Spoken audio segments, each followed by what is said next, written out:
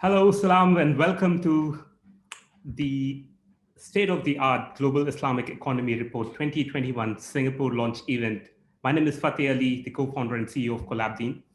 The SGIE Report 2021 Singapore launch is brought to you by Reimagine Halal in Asia conference. It's a joint initiative of Collabdeen and Have Halal Will Travel. Now, Reimagine Halal in Asia is a deep dive into the Muslim economy from Singapore, about Asia, halal ecosystem to the world, right? Reimagine Halal in Asia will run through today and tomorrow with over 30 tracks from various sectors of global Islamic economy, an all-inclusive platform, regardless of faith, to pursue the fast-growing Muslim market and build a strong halal ecosystem in Asia. Now, why Asia? Given Asia's incredible growth, diversity, and resilience in the wake of COVID-19, Asia is positioned to lead the global Muslim economy. Reimagine Halal in Asia 2020 focuses on what 2021 and beyond may look like for this economy. So before we begin with the actual SGI segment, let's take a quick look why Halal in Asia 2020 conference is so special. We are using the best of virtual technologies in a gamified and interactive way to bring collaboration and engagement for this virtual event. The main stage for today, which is the SGI report. We are launching in the heart of the Asia, in Singapore. Singapore's entry in the top 15 signals the most important role and the momentum of the Islamic economy for Singapore.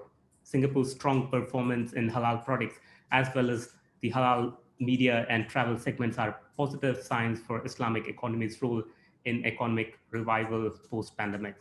Now, Singapore's share in over 255 billion per year global halal trade, as highlighted in the SGI report 2020-21, which will also be shared and discussed in some time from now by Brother Rafi. So post-pandemic, there will be a rise of disruptive technologies in the digital Islamic economy, unlike anything we have seen until now. Now, let's start this segment in understanding what this inclusive economy has to offer and some good examples from the women who have seen both sides of this economy, the opportunities in the Islamic economy, by Reem Al-Shakafi. She is a director growth strategies for Dinar Standards. She has played a crucial role in the SGI Report Launch 2020 and 21. So without further ado, please join me in welcoming Reem Al-Shakafi. Thank you, Fateh, for your introduction. And thank you for this great event. We're excited to be launching the State of the Global Islamic Economy report as part of the Reimagine Halal in Asia event. And as requested, Fateh, I know you wanted to start this launch event with some examples and insights into the collaboration of the mainstream sector and opportunities for the mainstream sector as well as for the Islamic economy, and the signals that we're seeing in terms of opportunities of future growth. So that is the topic of this presentation. And before getting into specific examples and opportunities, first I want to give some background in terms of why it is relevant why the Islamic economy is relevant to mainstream sectors. Basically, Islamic values that dictate how Muslims dictate actually Muslim consumption in terms of food consumption, behavior and travel and selection of how we spend our time, how we spend our money. All of this is dictated from our Islamic values, but at the same time, it resonates with global values. And therefore, that is where synergy can happen in terms of focusing not only on Muslim-related values and needs, but on global needs that are in line with Muslim needs. And in terms of what is driving the Islamic economy in general, and we've seen the past few years a very large growth and speedy growth of the Islamic economy, and this is driven by several factors. Some of them are demand side drivers, such as, for example, the large Muslim population, large growing and young Muslim population. The fact that, as we mentioned, our faith-based values, they drive our lifestyle preferences. And also recently, digital connectivity, and especially now with the current pandemic crisis, we've seen innovations and digital connectivity becoming very much widespread in OIC countries as in all over the world. And in general, the global growth of ethical consumption as a general trend and demand. In terms of from the supply side, we are seeing government regulations, especially from OIC governments regulating the Islamic economy and providing laws and standards that govern the Islamic economy. We're seeing the growth of intra-OIC trade, and we're seeing participation of global brands, and I'll provide many examples of these, showing interest in the Islamic economy and seeing the potential of this market. And we're also seeing national strategies from many economies, such as, for example, Indonesia, Malaysia, the UAE, Saudi Arabia, and Nigeria, focusing on the Islamic economy and really helping elevate the Islamic economy. Now, in terms of specific drivers that are related to mainstream collaboration and that advanced mainstream collaboration, again, the growing Muslim population and the young demographic of the Muslim population, increasing spending power, and then nuanced demand. So we're seeing Muslims in the West, for example, demanding halal Western food and not just their parents' biryani, for example. And same in terms of modest fashion. So they are demanding more in terms of meeting their needs. And then in terms of supply side drivers, of course, globalization is one of the drivers. And then the trend towards diversity and inclusion. And this trend, we're seeing it in many global brands, focusing on making sure that their brand is inclusive and representative and not just focused on a certain segment. And then again, current trade flows, they facilitate the entrance of global companies and reaching this market. And recently, COVID-19 has disrupted supply chains, and this has also provided opportunities for new entrants in terms of reaching the global Muslim market. Now, a few examples from select sectors. In this presentation, I won't be covering all of the 7 sectors that we're addressing in the State of the Global Islamic Economy report, but the examples are, they're peppered all over the report. But I chose to focus on halal food, Muslim-friendly travel, since that's the area I specialize in, and then modest fashion and media. I thought those were sectors maybe with a lot of interesting examples that may be relevant to the Asia market. So those are the ones I chose to share. So for food, some examples for, in the UK, the supermarket M&S Food announced that they launched a Western cuisine that is halal certified, and it's ready-made meals. And that appeals to second generation and third generation Muslims who are not necessarily looking for ethnic food, but want Western food that's halal certified. Another example is Nestle. Nestle invested about 21 million in expanding their factory in Malaysia, and they expanded it by about 30%, which made it the world's largest factory for producing Milo, their health drink, in the world.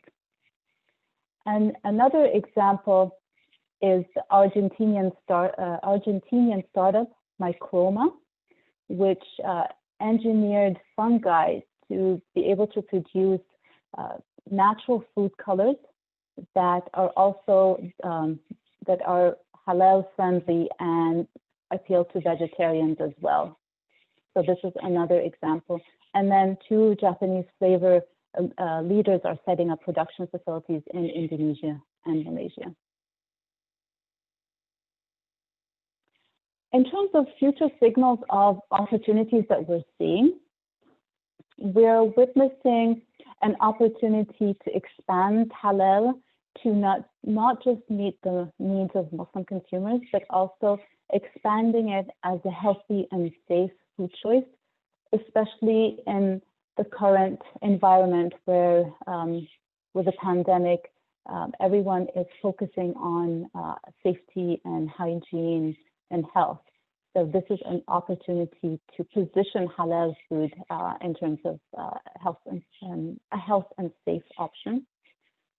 And we also see the opportunity of expanding ready meals and meal kits. We have seen a few examples, but there's an opportunity to expand this even further.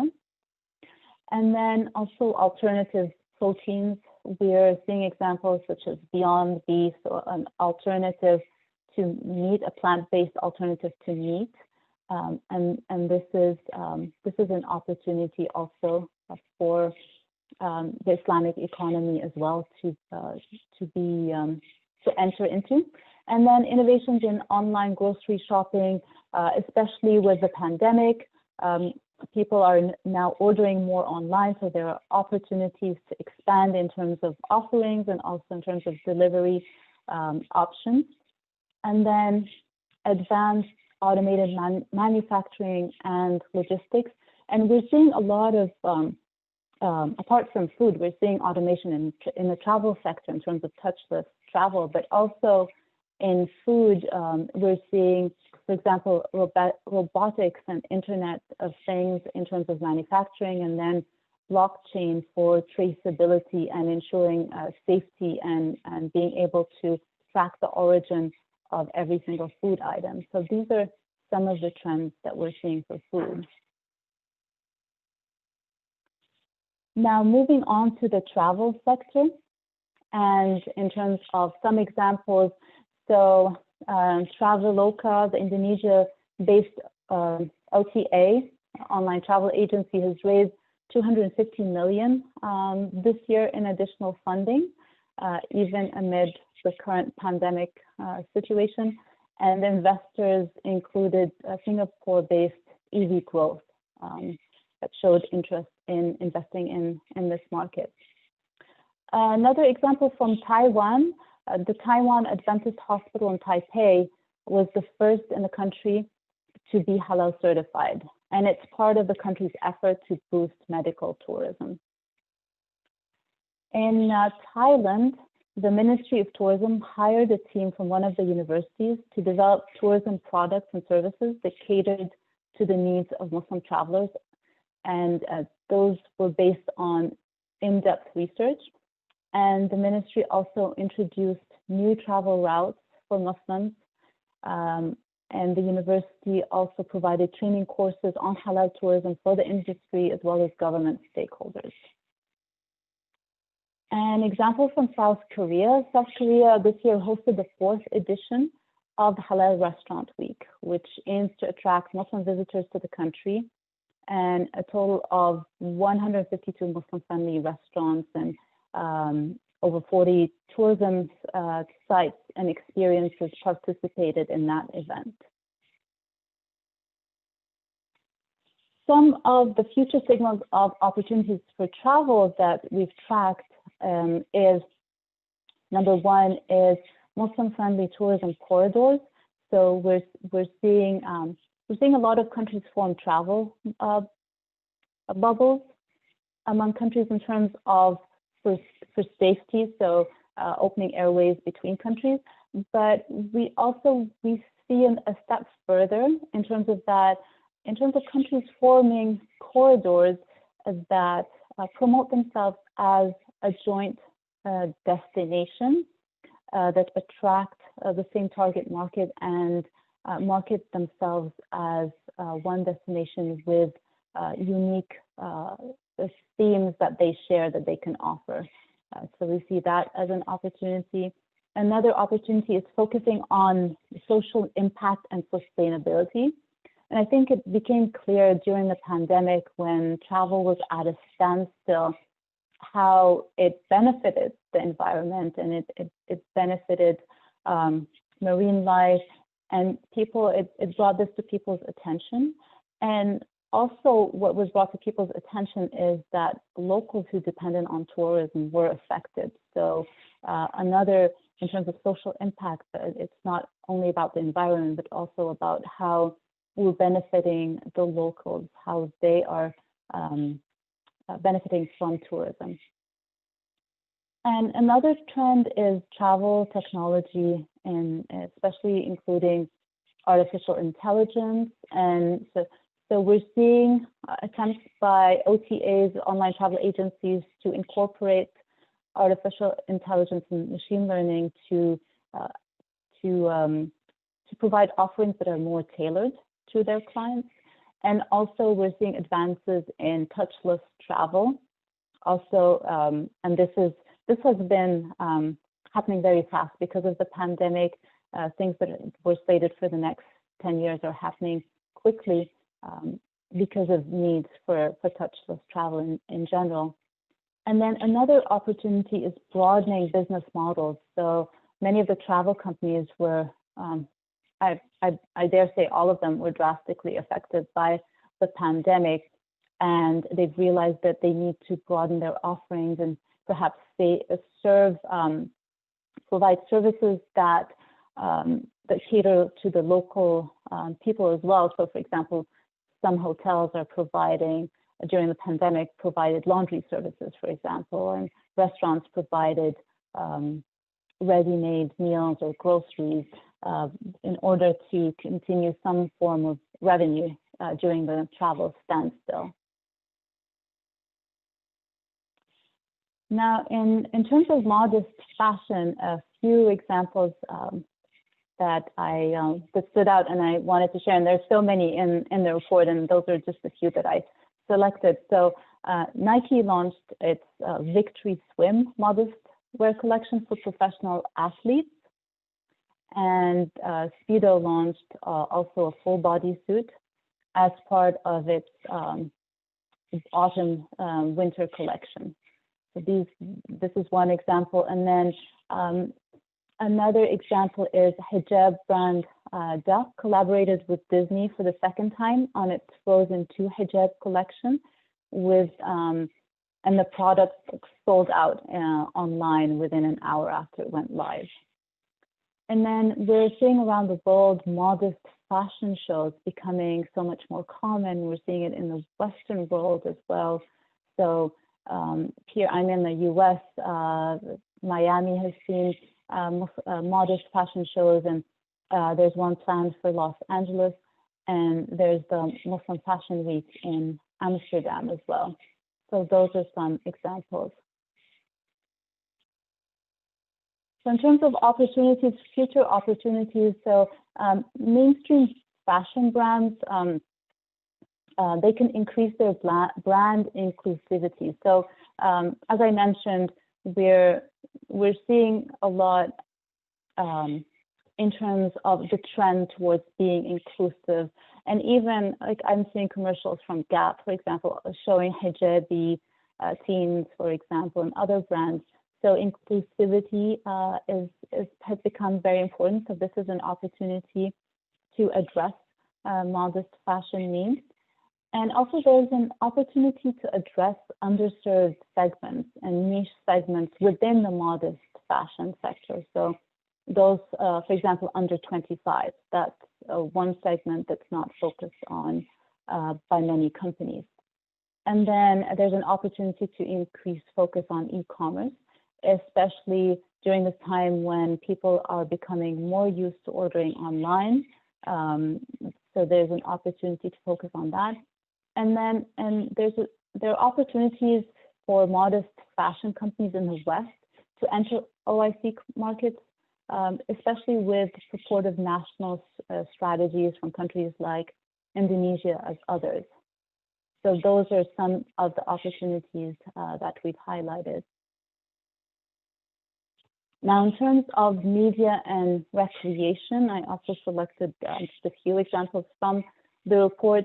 So the U.S.'s Marvel Studios is set to release a superhero TV series, Miss Marvel, on Disney Plus, and it's featuring Miss Marvel is actually a Pakistani American Muslim teen, and that'll be the first Muslim on-screen superhero for Marvel, and it's also planning to release a video game around that theme.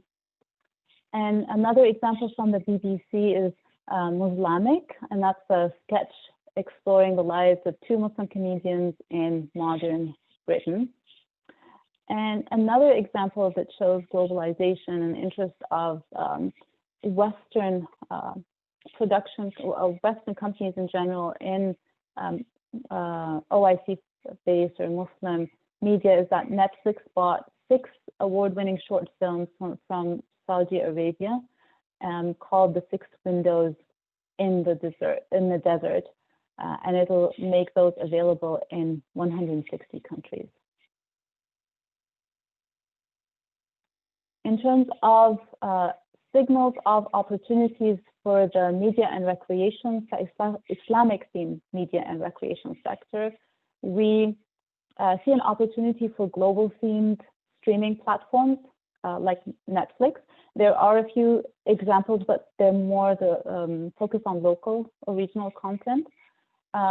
There's also an opportunity for Muslim-themed TV series and feature films that appeal to an international audience, and also Islamic-themed gaming and virtual reality apps. And there's a lot of need for values-driven content for children. And while there are a few examples, but there is still a need. So these are the opportunities that we've identified for the Islamic-themed media and recreation sector. And you'll find in the report many more examples. Those are a few that I chose to share. And if you wish to reach out to me, I've provided my email address here. And looking forward to answering questions later on. I'll pass this on to Fatah. Thank you, Fatah. Thank you, Reem, for this beautiful, beautiful presentation. It's been a pleasure listening to you, what you had to share around this aspect. Now, let me pull up the next session, right? Now, opportunities with the ecosystem is rising, right? Showcasing collaborations and bridging the gaps for this Muslim economy. Now, where we are welcoming participants from all walks of life, come join and participate is what the notion and the tone is.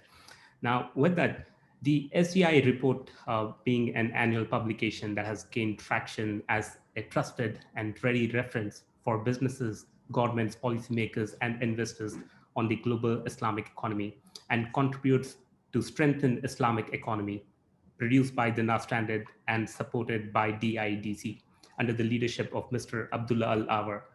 We have a short recorded opening remarks from Abdullah Al-Awar. Let's see what he has got to share with us today. We are excited to take this session to the next phase with a very special guest.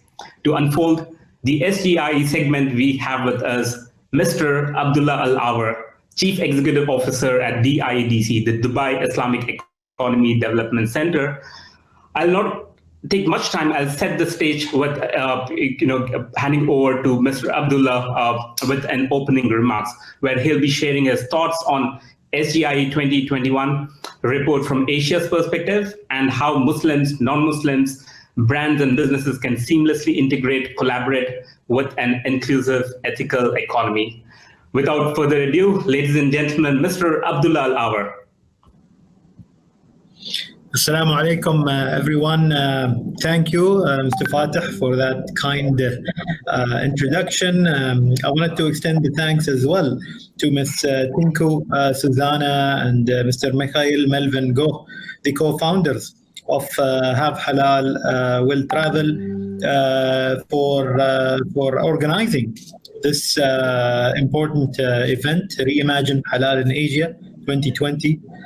We're certainly glad to take part of this event in launching the State of the Global Islamic Economy report. I believe, as you mentioned, Mr. Fateh, the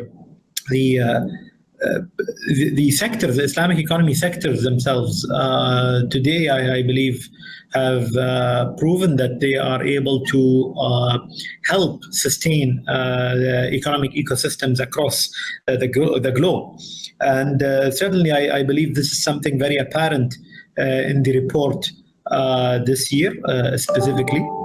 More importantly, I think from our perspective at the Dubai Islamic Economy Development Center, when we launched our vision back in 2013, the philosophy was always based on collaboration. And from that perspective, I think looking at the sectors, looking at the growth opportunities, but more importantly, looking at the ties that already are well established between the UAE and East Asia, it makes a lot of sense to collaborate in these sectors. Now, just scanning through the indicator for the Islamic economy, there is no surprise that we see a lot of East Asian nations featured there. Singapore as well, of course, in the top 15.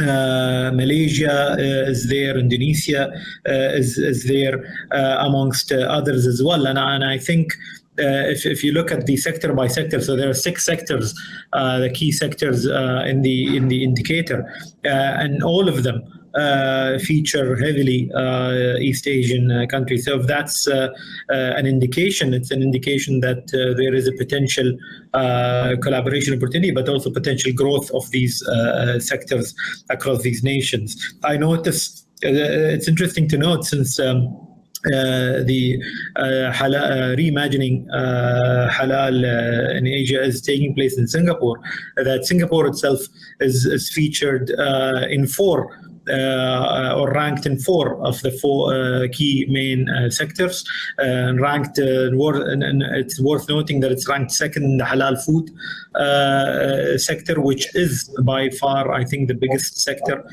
within the Islamic economy. So that, I think, tells you a lot, and specifically because we have been in a very strange year. 2020 has not been an easy year for many. It's been a year that has caused us to actually embrace even technology much faster. Today is a perfect example. We're participating virtually, but we're still able to connect, with each other. And similarly, with the Islamic economy and the sectors of Islamic economy, I believe some sectors are well equipped to help the recovery post COVID-19. The report, I think, also features an interesting segment in terms of what the outlook could be in 2020, although the statistics featured in this report is actually for 2019, but it does shed light as to how the sectors would shape in 2020. So that being said, I'm really excited about these opportunities.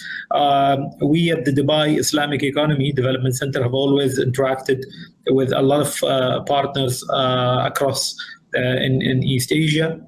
And we have ongoing MOUs as well, and we're looking forward always to enhancing that relationship and finding new opportunities.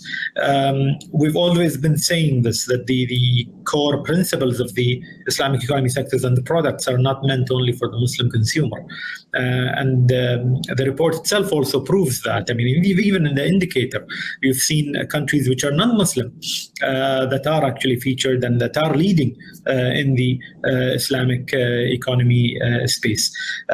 So I'll just stop there, but I wanted to share these thoughts with you all. And again, I wanted to thank Have Halal Will Travel and Collabdeen for organizing this event.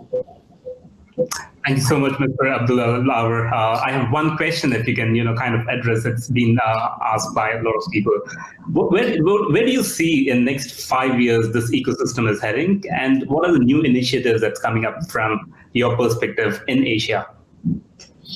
Well, I believe Going forward, I think it will become more and more important that we highlight how the Islamic economy sectors are actually contributing to the sustainability agenda, and I think that will become even more and more visible in the next years. I do believe as well that certain sectors like halal food will solve and will answer a lot of questions out there in terms of the recovery path post COVID-19. Food security, for example, has been a critical question for our part of the world, and I think with the expertise that East Asian countries have in this space, it will certainly make a lot of sense, to collaborate on that area.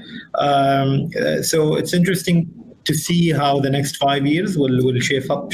I personally see halal food becoming more and more important, especially in the next 2 to 3 years, and growing significantly. But the new, I would say, the emerging sectors such as media, recreation, and modest fashion also can play a major role going forward. Pharmaceutical, the halal pharmaceutical sector as well, given the fact of the challenges that have been faced in 2020. So these are, in my opinion, a lot of opportunity areas between East Asia and our part of the world. Thank you so much for sharing this, Mr. Abdullah. It's been a pleasure, and we are very happy to see you here. Looking forward for more interactions, and we'll leave it out with you for joining in further. Thank you so much once again. Thank you. The pleasure is all mine. Thank you. Excellent. That was Mr. Abdullah Al-Awar. Thanks again for sharing your perspective on how inclusive this economy is and how you have been building collaborations. One good example is DIDC and Dinar Standards collaboration. Now, talking about Dinar Standards, we have with us a very, very special guest, a very familiar face in this halal economy. And I am bringing and very excited to bring in Mr. Rafiuddin Shiko, an inspiration for many. Rafiuddin is the founder and CEO of Dinar Standard, specializes market research and advisory firm focused on the emerging Islamic market of food, travel, finance, and OIC member countries overall. Without further ado, please join me in welcoming Rafiuddin. Thank you, and a very good morning or afternoon or evening for all of those joining from other parts of the world, but mostly afternoon to all of you in Asia. Thank you, Fateh, for hosting this, and thank you for organizing and bringing the wider theme of halal in Asia together for a lot of us. It's a pleasure to share the insights from this year's finding of the report. What I'd like to do is first begin by sharing our team's a summary video that summarizes the key findings in the form of a short video that I'd like to share. Assalamu alaikum and peace be upon all of you. The 8th edition of the State of the Global Islamic Economy report estimates $2.02 trillion of Muslim consumer spending across halal food, pharma, cosmetics, travel, apparel, and media in 2019. Islamic finance assets, meanwhile, stood at $2.88 trillion. In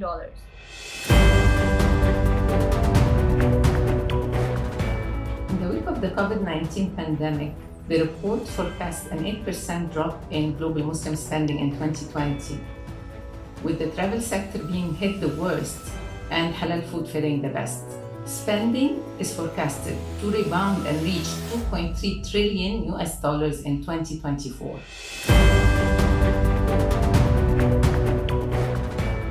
The report covers special features on Gen Z views in the Islamic economy, successful women entrepreneurs, and 7 tech case studies accelerating digital transformation in the new normal.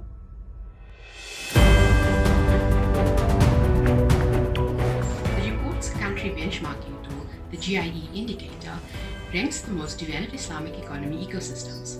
Malaysia, Saudi Arabia, the UAE, and Indonesia lead the rankings among the 81 countries covered this year. Investments in the Islamic economy totaled $11.8 billion in 2019-20, a decline of 13% over the previous period. At 54%, over half of total investments were in halal products, while Islamic finance drew another 42%.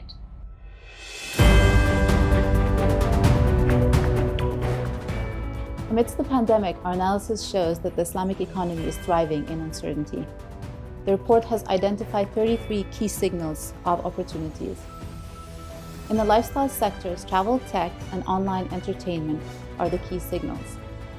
In Islamic finance, while the sector struggles to bring back its double-digit growth days, accelerate digital transformation and social finance and ESG aspects are driving key opportunities. These key signals include tokenization of sukuk and Islamic social finance. In 2019, the global trade of halal food, pharma, and cosmetics was estimated at $200 billion, and the key opportunities area include food security investments, agri and food tech, and healthy food.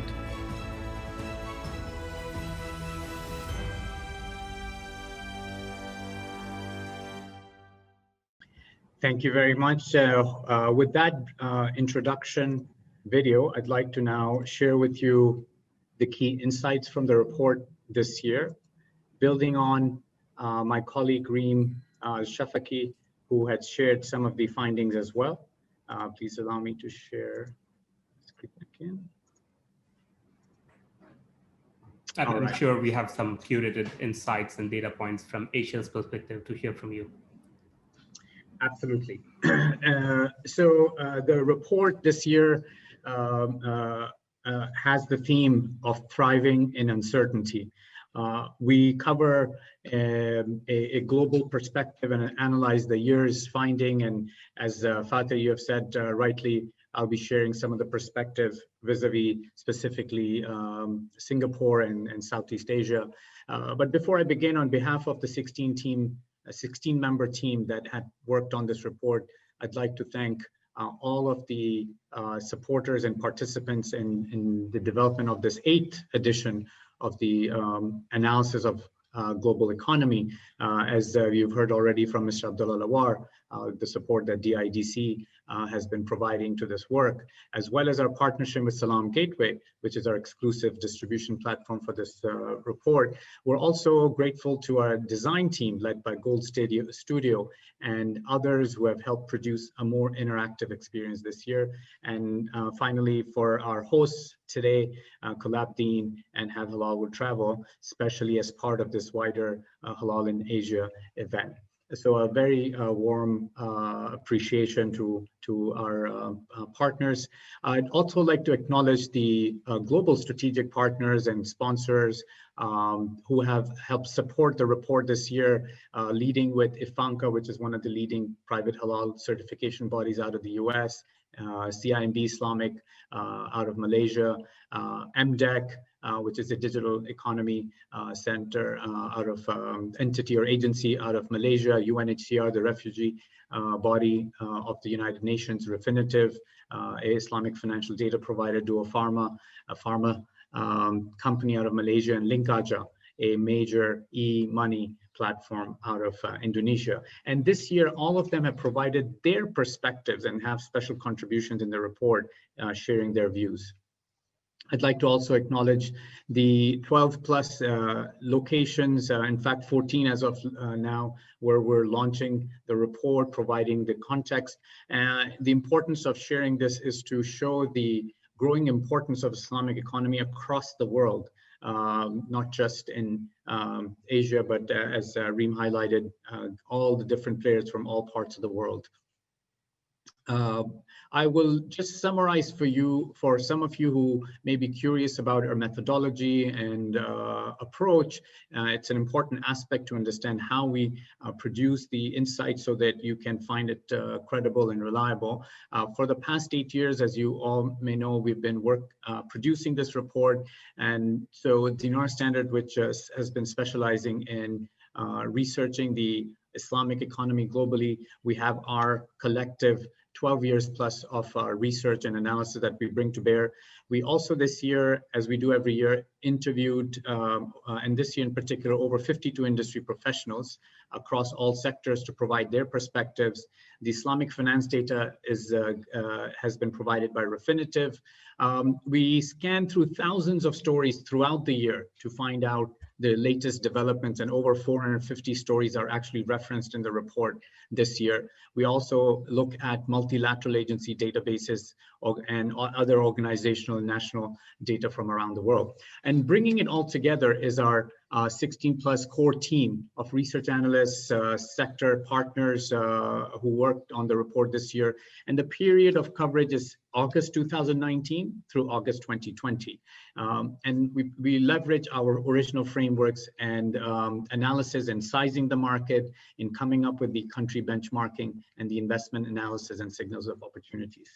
So the report is structured as an overarching summary of the year, beginning with providing you with an overview of how Islamic economy is faring at a driver level, what is driving it. This year, obviously, we're looking at COVID-19 impact, the indicator, investments, and as you saw in the video, special features on women entrepreneurs, Gen Z.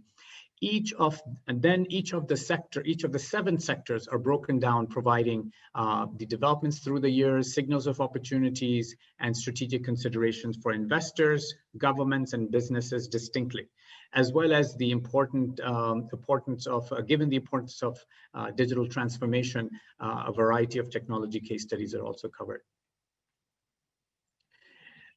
One thing we always like to emphasize is the definition as being covered by the report. The report looks at Islamic economy as those sectors whose core products and services are structurally affected by Islamic ethics and law. And hence we have the following 7 sectors and their estimate this year. So from a real economy sector's point of view, halal food, modest fashion, pharmaceutical, cosmetics, media, recreation, Muslim-friendly travel are the 6 sectors that fit that definition, as well as Islamic finance. And this year, the report estimates, as you heard, $2.02 trillion in consumer spending by the estimated 1.9 billion Muslims across the 6 real economy sectors in 2019, as well as the $2.88 trillion of Islamic finance assets. And overarchingly, the big question this year was what has been and what will be the impact of COVID-19. We certainly have assessed that this year, or through the end of 2020, a negative 8.1% impact on the 6 real economy sectors in terms of consumer spending, and looking for it to bounce back towards the end of 2021 and regain and land towards a 5-year CAGR of about 3.1%, reaching $2.4 trillion in spending by 2024. You can see in this box down here our pre-COVID projection, growth projection versus post-COVID. So 3.1% is their 5-year projection now versus 6.2% that was pre-COVID. The sectors that have been most affected, obvious one being travel, tourism, we see a 70% drop in spending, and then followed by pharmaceuticals, cosmetics, 6.9% negative. But the least affected has been food. And this is the projection just for 2020. And in the report, we go deep into each sector. As Mr. Abdullah Lawar also highlighted, the tool that we have in the report for countries to benchmark in terms of how developed is their ecosystem to support the growth or development of Islamic economy is what this indicator is based on. I wanted to emphasize a lot of time, we get a lot of questions on methodology, and again, the report methodology section details this out. 2 things I wanted to emphasize. Number one, it's a composite index of 49 metrics that looks at these six sector categories and then ranks countries relative to their size. So one of the key methodology points of this indicator is countries are ranked in terms of how developed is their ecosystem across these 6 sectors relative to their size. And the second point is it's weighted heavily towards Islamic finance. This year, about 56% of the weight of the indicator is Islamic finance, about 24% is halal food, and then the others. And this is based on the relative size of these sectors. So a country performing strongly in Islamic finance has a huge weight when it comes up to the overall aggregate ranking. And hence you see Malaysia leading the ranking, certainly on the basis of their strength on the Islamic finance ecosystem, as well as the other sectors as well, food, travel, so forth. This year we see Saudi Arabia that has moved up to the second ranking, showing the big focus of Vision 2030 that they have and the developments that are going on with the focus on halal economy as well. UAE continues to be in a top 3 with its leadership as a strong ecosystem, and followed by this year, we also see Indonesia further moving up the ranking. So within the neighborhood of Southeast Asia, we see Malaysia and Indonesia certainly continuing to strengthen their leadership in this ecosystem. We'll talk about Singapore in a bit. I just wanted to round up by a couple of other points, and then we'll get into the Asia aspect. We have done perhaps the most extensive investment analysis this year, covering investment activities globally relating to the halal economy sectors that we've covered. And this year, estimating $11.8 billion in investments. A strong sign from a real economy point of view is about 52% of these transactions were in halal food, followed by 42% in Islamic finance, and the remaining distributed between travel, pharma, cosmetics, and other lifestyle sectors. From a country point of view, you see out of the total number of transactions tracked in the report, Indonesia and Malaysia have the highest number of transactions, again, reflecting the strength of the Islamic economy within the Southeast Asia ecosystem. And we have about 54% M&A transactions, 40% VC, and a mere 6% private equity, showing a lot more area of opportunity for the private equity players.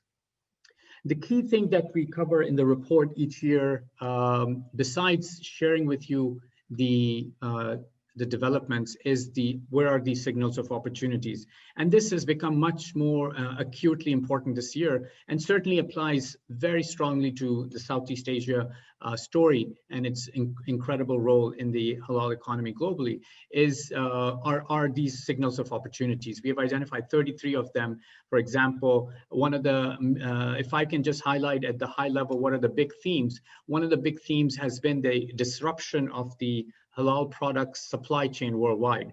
As you will see in the report, about $255 billion worth of halal products have been traded, with the top 5 exporters being non-Muslim majority countries. And this, interestingly, the top 5 exporters today are the top 5 countries where COVID-19 is the highest. So it certainly, US, Brazil, Russia, India, these are some of the top exporters of halal products. And because of the COVID-19 impact, these supply chains have disrupted, creating 2 things. One, the concern of food security or essentials and pharmaceutical products or medicinal security for a lot of the OIC countries, which are the Muslim majority countries, as well as the concern about the disruption in supply chain, and hence looking to find suppliers closer to home or having alternative options. This is creating a lot of opportunity when it comes to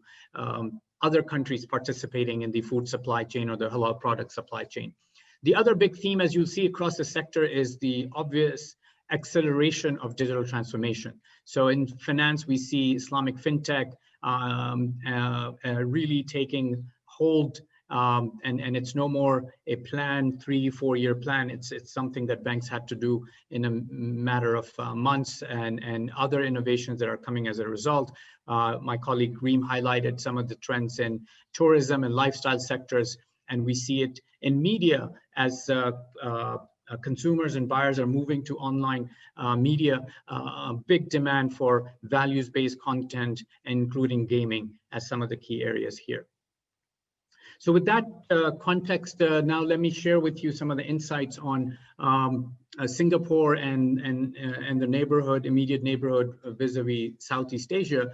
As you can see, as highlighted earlier as well, Malaysia, in fact, leads Islamic finance worldwide, with not just having the strongest ecosystem, as I said, and by ecosystem, we mean a regulatory environment, its financial performance in that sector, the awareness that exists within the country around the Islamic economy, as well as the social impact metrics. So Malaysia leads that, and in Islamic finance today continues to have the highest number of assets as well.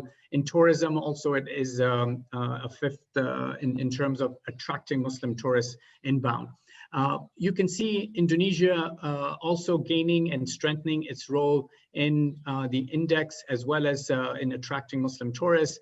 But it certainly is today the biggest consumer market. So for Southeast Asia, Indonesia in so many ways is the anchor that is driving halal consumption and halal trade from a demand point of view. Singapore is an exciting story, and being a new entrant to the top 15 with a emerging Islamic finance, which has a wider ethical and social finance underpinning, is gaining in traction. We have in Singapore having close neighbors with Indonesia, Malaysia, and other wider Asia. Tourism market is seeing as performing well when it comes to inbound tourism of Muslims, and even its domestic halal economy is also of a significant about $7 billion, which is significant for the size of the country. And other success stories or exciting stories across Southeast Asia, Brunei, Thailand, South Korea, and Philippines. In particular, we highlight the story of Thailand this year, which is really emerging has emerged as a very strong player in the Islamic economy across all sectors, including, interestingly, Islamic finance, and also having a healthy domestic spend on halal products.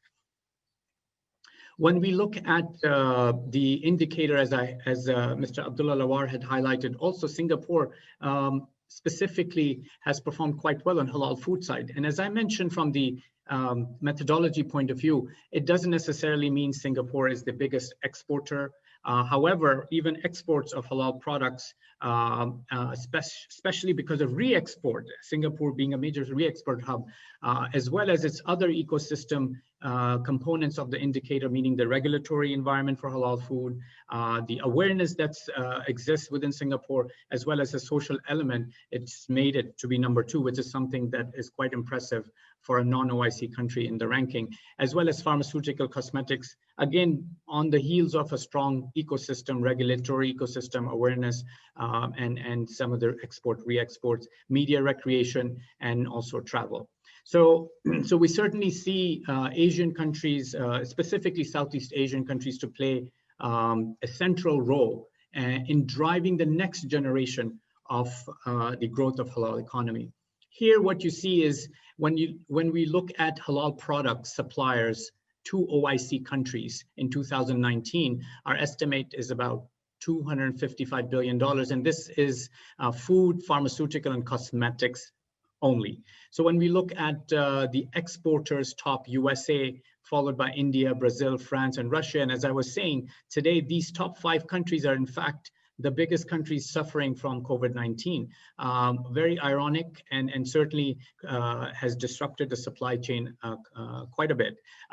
Whereas when you look at Southeast Asia countries, Indonesia leads in terms of the export of products at 7 billion, still representing a very small 2.8%, followed by Thailand, which is quite impressive when you look at all of the Southeast Asia countries, or even the OIC countries, with the $6.2 billion export. Singapore, as you see, and this is followed by Malaysia. Singapore, as you see, is we estimate about $2.4 billion in exports from Singapore, which is 1% of the total.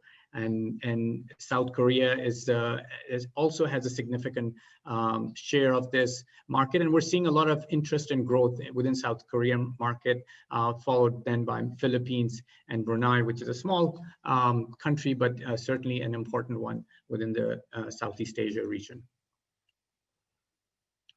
The report, as highlighted by my colleague Reem, has covered many developments, and you'll find it throughout the report across all of the sectors. I won't go into this because my colleague Reem had already covered. And I'd like to conclude by sharing with you an important tool we've introduced this year for all of you. I will stop sharing the screen and I'll conclude with this. So please allow me to just share the screen here. If you go, first of all, in order to access the report, I invite all of you to go to salamgateway.com and you'll be able to freely download the full report and browse through the other various sections and analysis. But here you'll have a link to the dashboard, which is an interactive tool we've introduced this year for you to be able to navigate and check data at a more granular level. You'll see the indicator that you can check the ranking of different countries and how they perform across the different levels of the indicator criteria. And so you can go through each sector and look at each of those sectors' activity in terms of trade, in terms of the projections, the investment activity, so forth. So with this, I would like to stop and thank once again, Fateh, for you and Halal in Asia for bringing this to the audience, and look forward to a interactive and great discussion, inshallah. Thank you, Mr. Rafi, for the wonderful, wonderful presentation. It's very insightful and I totally enjoyed it, and specifically giving insights about Singapore and the Asia's market. I'm sure the whole of the audience have really enjoyed this segment. Now, there have been a lot of questions coming in our segment Q&A, and probably would want to bring in Reem as well to join in for a quick discussion that will be between you, Rafi, Reem, and myself. Some questions have been asked before and some questions that's coming in. Let's start on with, this one is for Rafi. If you can answer, what are the top opportunities, trends for Southeast Asia and Islamic finance?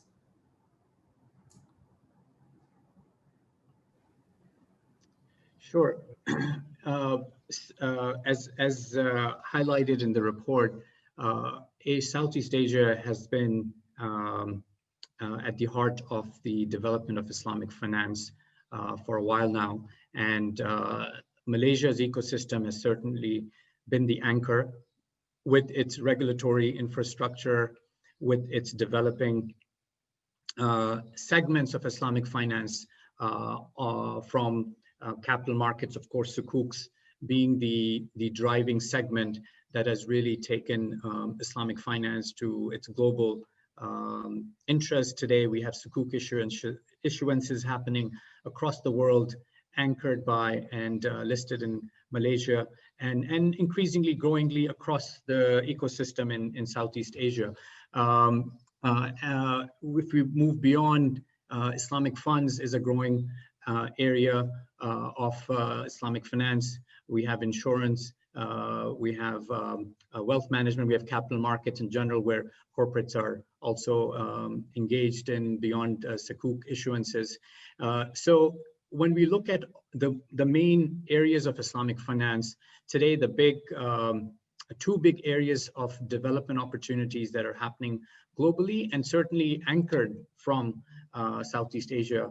One is the digital transformation, the tremendous development of fintech aspects of financial services, and how fintech is addressing the stagnation that we have been seeing. As you know, Fateh, Islamic finance had been experiencing double-digit growth for the past 20 years, and so, but that double digits is now down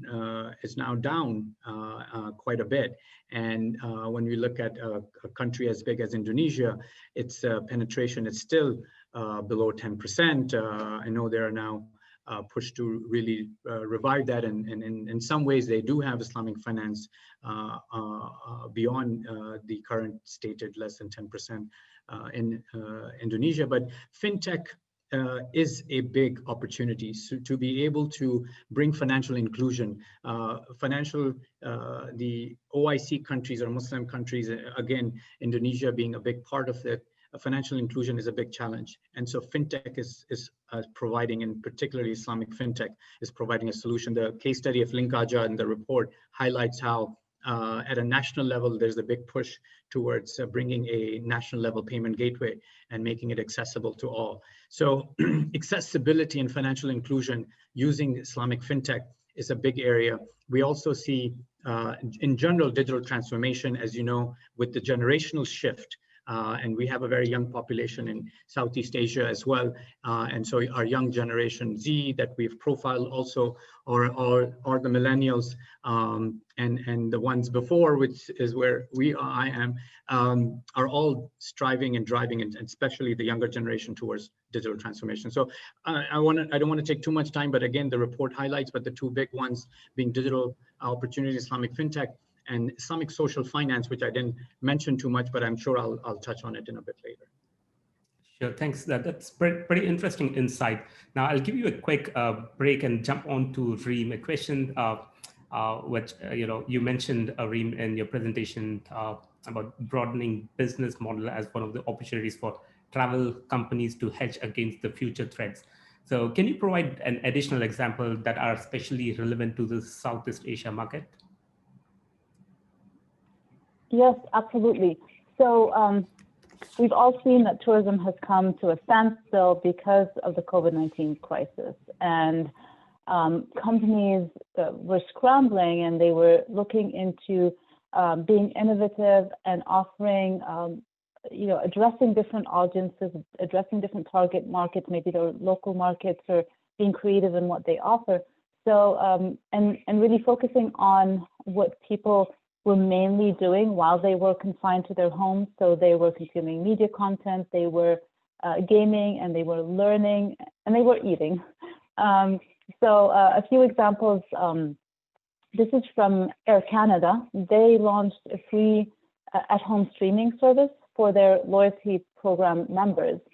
And this is a service that can very easily be converted to a paid service, especially that they already have the inventory. And an example from Indonesia is Gojek, which is the rideshare company. They launched a video streaming service, GoPlay, and that's kind of an additional service offering that is very much in line with what people are looking for at this time. And then other examples are from Airbnb and Viator, for example, and other tour and activities companies. They started offering virtual experiences with local hosts and guides, both paid as well as free options. From the Muslim-friendly travel sector, there's an example from the UK, Halal Travel Guide. It's a UK-based travel agency. They began offering online tours to Bosnia with local guides. And that was their way of supporting their local partners and family businesses. And it also helped create a revenue stream for the company during this time. Other options are, for example, travel transportation companies can start focusing on logistics and transporting goods, for example. And for example, Careem, the ride-sharing service, shifted its focus from passenger transport to food delivery, because everyone was ordering food online and having it delivered. So this is another, and one other example, and this is the last I'll share, is that travel companies can incorporate retail products as part of their offerings.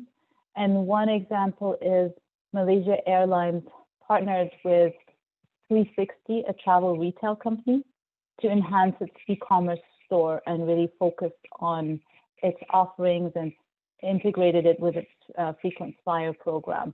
And that was another way of generating new income streams. Sounds good. This is pretty interesting. We are running short of time. Probably a last question to Rafi. Singapore is among the top 15 on the indicator for the first time. What prompted the improvements in Singapore's position? This could be very interesting for a lot of people watching this today. Thailand also made significant movements, right? What can non-Muslim countries in Southeast Asia further do to improve their share of halal economy? Thank you, Fateh. Singapore, as highlighted in the presentation, is a significant player when it comes to halal food exports and trade, being a regional hub for trade. So similar to UAE, in fact, which is a major trade hub, may not be a significant manufacturing base like US or Brazil, but certainly for halal products, it is a major base when it comes to trade, and that has had a big role in its making up on the ranking. And with the slight growth, slow but continued slight growth on Islamic finance, as well as you saw our methodology, which is very much skewed towards Islamic finance, given its weight. There continues to be improvement on the Islamic finance ecosystem in Singapore. But really it's the product side, the food, pharma, cosmetics, and the other sector as highlighted, media, recreation, and then these three, the halal products and media, recreation. We see a lot of digital startups. I mean, you guys are, Kalabdeen and others are examples of the innovative media solutions that are coming out in the Islamic economy space. So I think the opportunity for Singapore in particular is to leverage its innovative ecosystem in bringing innovation across Asia as well as the wider halal ecosystem. I think we see when we look at a lot of investment activity, usually there are a lot of investment firms based out of Singapore that are investing across Southeast Asia markets, and halal economy is an area of focus. So from major investment agencies to VCs, so forth. So I think Singapore has the right mix, and other regional countries such as Thailand and so forth are showing the way. Thailand is now considered almost the food basket of halal products worldwide, given its very high proportion and significant participation in the halal food ecosystem. So the world is going to benefit from Southeast Asian ecosystem, given some of the food supply disruptions, as I highlighted earlier. So one of the key areas is the disruption in the supply chain on products, and where Southeast Asia players have a very good opportunity to further fill in this gap and bring the supply chain closer to the markets near here in Asia. So, and then digital transformation, as I mentioned. So a lot of the innovative ecosystem across Asia we're seeing are going to play a key role in the development of halal economy. Excellent. I think pretty on the spot. This has been a phenomenal and insightful session. We are truly enjoying it. I'm sure a lot of people want to continue with this, but we have formally come to this closure of SGIE Singapore launch. Thank you, Brother Rafi and Reem, for joining us and giving this opportunity to launch this in Singapore. In closing, thank you. Yep, yes, thank you, and our gratitude to Kalabdeen and Have Halal will travel for hosting us as well.